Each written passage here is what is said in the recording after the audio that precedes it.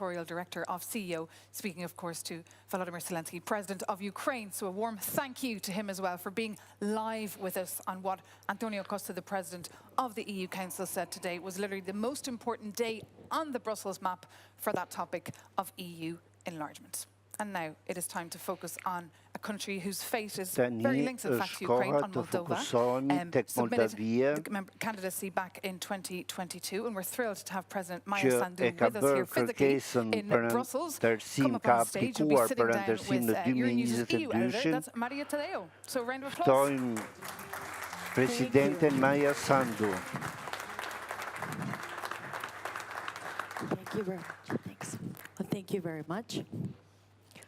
And welcome to the Europe Conversation. My guest today is Moldova's President, Maia Sandu. Thank you very much for being with us on Euronews. Of course, when you run for the election, and you clearly won that election in very difficult circumstances, whoever voted for Maia Sandu was voting for Europe, and it was voting to join the European Union. The obvious question maybe, perhaps it seems obvious to you, but why is this such an existential question for your country? Është kjo një çështje ekzistenciale për vendin tuaj. Së pari, Moldavia dëshiron të jetë një vend I lirë, të jetë pjesë e botës së lirë dhe të zgjidhë sfidat e sigurisë dhe luftën hibride me të cilën po përballet që kur Rusia pushtoi Ukrainën.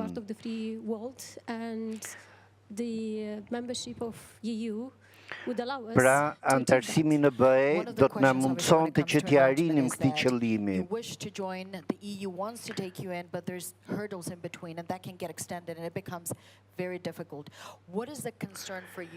Cili është shqetësimi juaj për shpejtësinë e procesit të anëtarësimit? Së pari, aktualisht në këto momente kemi një shans të mirë politik, kemi mbështetje popullore dhe kemi angazhimin e të gjitha institucioneve për të implementuar reformat e BE-s, por duam që kjo nuk do të thotë se Rusia do të heqë dorë nga Moldavia, ajo do të cënojë sigurinë në rajon, ndaj dhe nevojitet më shumë siguri për Moldavinë, Ukrainën dhe gjithë Evropën. Ne duhet konsolidojmë më një herë demokracinë tonë. Mendoni se ka një rrezik ndaj sovranitetit tuaj nëse nuk bashkoheni me BE-n? Sigurisht, në 12 muajt e fundit, ne patëm 2 procese zgjedhore dhe pam një ndërhyrje të jashtme nga Rusia.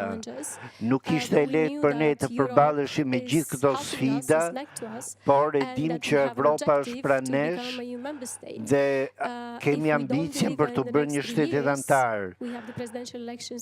Nëse kjo nuk arrihet në 3 vitet e ardhshme, kur kemi zgjedhje,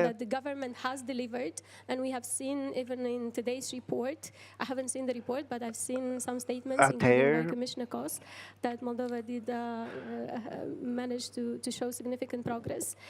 sikurse e thot dhe raporti I Komisionit Evropian, Moldavia ka bërë shumë progrese.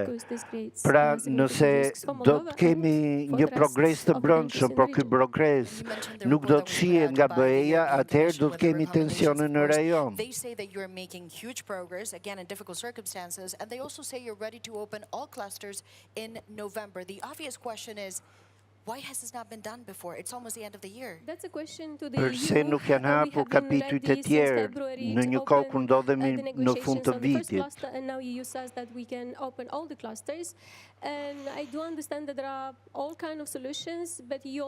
Ekzistojnë të gjitha zgjidhjet, por duhet një guxim në vendimarrje nga ana e BE-s.